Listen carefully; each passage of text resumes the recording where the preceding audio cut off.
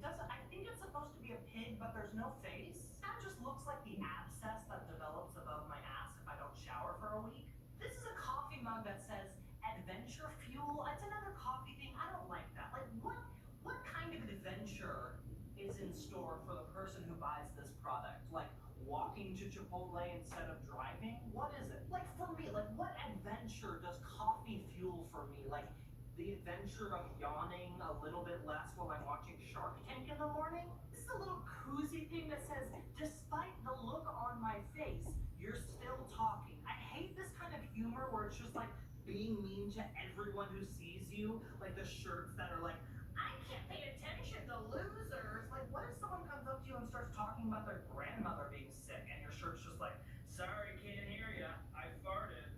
This is called Sports Doll and it says, let's play outside. And it's a girl with a dolphin. What's the story here? Did she kidnap it? Why does she have a live dolphin that's 75% of her height?